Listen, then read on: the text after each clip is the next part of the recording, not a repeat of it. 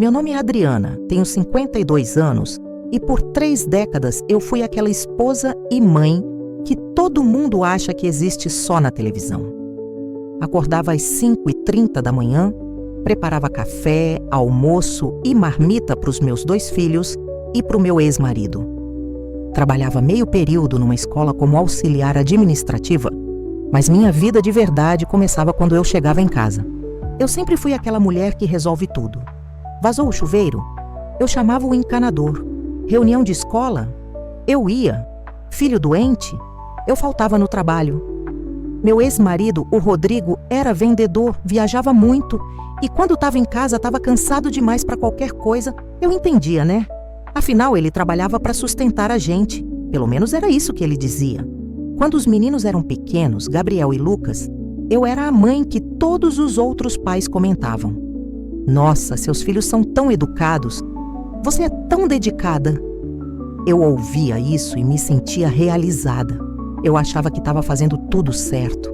Eu achava que meu casamento era sólido. Até que em 2019, o Rodrigo chegou em casa e disse que queria o divórcio. Assim, do nada. Na cozinha, enquanto eu fritava um bife para ele. Depois que ele pediu o divórcio, eu não entrei em pânico. Pelo contrário, eu pensei, tá bom, se é isso que você quer, a gente faz de forma civilizada. Os meninos já tinham 19 e 16 anos. Eu achei que a gente ia dividir tudo de forma justa, adulta. Eu até propus, olha, você fica com metade da casa, a gente vende, divide o dinheiro e cada um segue sua vida. Mas aí começou a mudança. O Rodrigo começou a dizer para os meninos que eu era controladora, que eu nunca deixei ele ser feliz, que eu sufocava ele. Eu ouvia aquilo e não acreditava. 30 anos, gente. 30 anos eu cuidei dele, da casa, dos filhos, e agora eu era a vilã. Eu continuei sendo a mãe presente. Gabriel estava na faculdade, Lucas no último ano do ensino médio. Eu continuava fazendo comida, lavando roupa, sendo a base de tudo. Mas o Rodrigo começou a faltar com a pensão. Começou a sumir por semanas. E quando aparecia, vinha cheio de papo mole para os meninos. Sua mãe não deixa eu ver vocês direito. Eu nunca proibi nada. Ele que sumia. Naquele momento eu me sentia a pessoa mais útil e a mais invisível ao mesmo tempo. Como se minha vida só tivesse valor quando estava servindo alguém. Se você já se sentiu assim, sendo aquele que segura tudo nas costas enquanto os outros só aparecem para opinar ou para mentir sobre você, me conta nos comentários, porque eu sei que eu não sou a única a passar por isso. Em 2021, as coisas pioraram.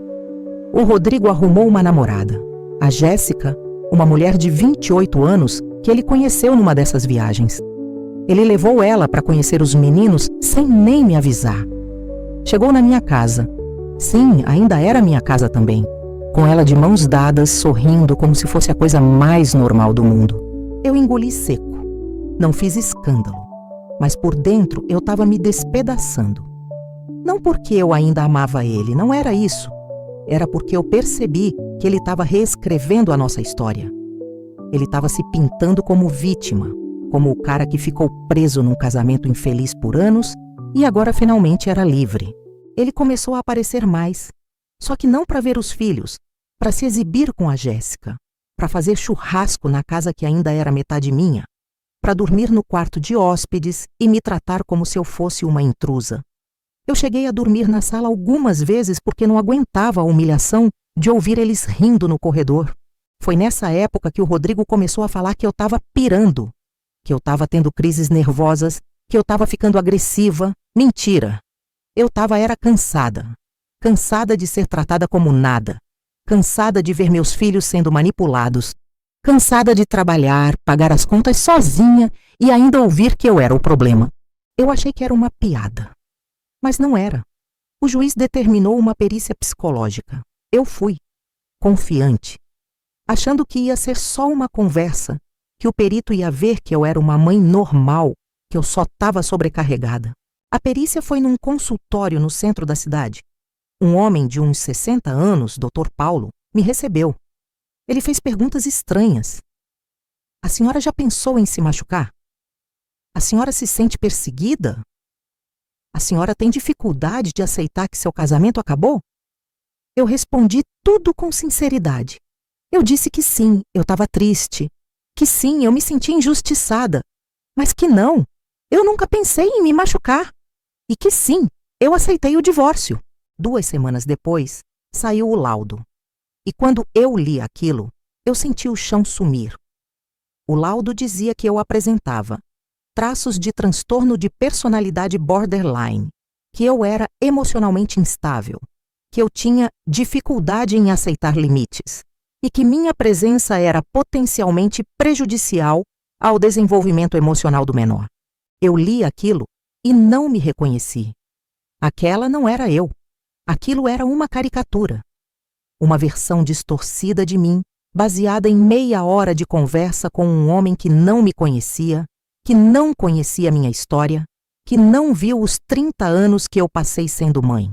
Até hoje eu me pergunto se eu fui ingênua demais ou se eu só confiei no sistema errado. E você, no meu lugar, o que faria? Teria entrado naquela sala com um advogado junto? Teria gravado a conversa? Me conta nos comentários. Eu quero muito saber o que você teria feito diferente. Eu não aceitei. Contratei um advogado novo, mais caro, que entendesse de processos de família. Ele olhou o laudo e disse: "Isso aqui está cheio de brecha. Esse perito não tem especialização em perícia familiar. Ele é psicólogo clínico, mas não tem comprovação de que ele sabe fazer diagnóstico pericial." A gente pediu uma segunda perícia. O juiz negou. Pedimos anulação do laudo.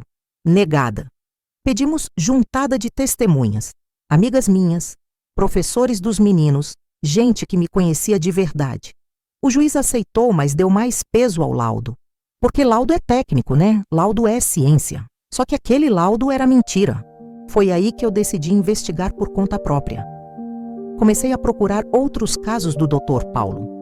Descobri que ele tinha assinado mais de 40 laudos em processos de guarda nos últimos 3 anos. E que em 90% deles, ele dava a guarda para o pai. Sempre. Era um padrão. Eu encontrei mães em fóruns na internet que passaram pela mesma coisa que eu. Mulheres que foram rotuladas como instáveis, abusivas, alienadoras, tudo baseado em meia hora de conversa com esse homem. Eu juntei tudo isso. Prints, depoimentos, casos parecidos. Fiz um dossiê de 87 páginas. Entreguei para o meu advogado. Ele apresentou no processo como prova de que o laudo era tendencioso. O juiz ignorou. Disse que não cabia a ele questionar a idoneidade de um profissional habilitado pelo tribunal. Eu perdi a guarda do Lucas. Ele foi morar com o pai, oficialmente. Na prática, o Lucas ficava pouco tempo lá. Ele vinha me ver escondido. Ele me ligava chorando, dizendo que o pai estava mais preocupado em sair com a namorada do que com ele. Mas no papel, eu era a mãe instável. Eu era o perigo. Em fevereiro de 2023, o Lucas fez 18 anos. No dia do aniversário, ele apareceu na minha casa com 2 malas. "Mãe, eu vim morar com você de novo. Agora ninguém pode me impedir." Ele chorou nos meus braços. Pediu desculpa por não ter tido coragem de falar a verdade no processo. Eu disse que não era culpa dele. Ele era uma criança sendo manipulada por um pai que queria me destruir. O Gabriel, meu filho mais velho, nunca acreditou no laudo. Ele sempre ficou do meu lado. Mas o Lucas levou meses para conseguir falar sobre o que aconteceu naquela casa.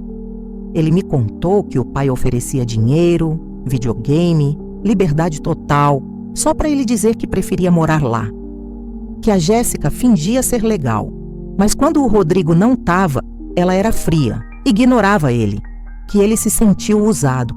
Hoje, em 2026, eu ainda luto para limpar meu nome. O laudo está lá, arquivado, mas ele ainda existe. Quando eu fui tentar adotar um cachorro num abrigo no ano passado, fizeram busca no meu nome e encontraram o processo. A moça me olhou diferente, como se eu fosse perigosa. Eu tive que explicar tudo, e mesmo assim, eu vi a dúvida no olhar dela. Eu entrei com uma ação contra o Dr. Paulo no Conselho Regional de Psicologia. A investigação está andando devagar, muito devagar. Mas eu não vou desistir, porque não é só sobre mim. É sobre todas as mães que foram destruídas por laudos mentirosos, por perícias encomendadas, por um sistema que protege os manipuladores e esmaga quem só queria cuidar dos filhos. Eu olho para os meus filhos hoje, os 2 adultos, os 2 do meu lado, e eu sei que eu não perdi. O Rodrigo perdeu. Ele perdeu a confiança deles, perdeu o respeito deles, e um dia, quando ele envelhecer e precisar de alguém, ele vai perceber que dinheiro e mentira não compram amor de filho. Eu sei que muita gente vai me julgar por não ter desistido, por continuar lutando mesmo depois de tudo. Mas só quem vive sabe o peso de ser acusada de algo que você nunca foi. Você teria tomado a mesma decisão que eu de investigar por conta própria e expor o perito? Ou teria seguido em frente e tentado esquecer? Escreve sua opinião nos comentários, eu quero muito saber.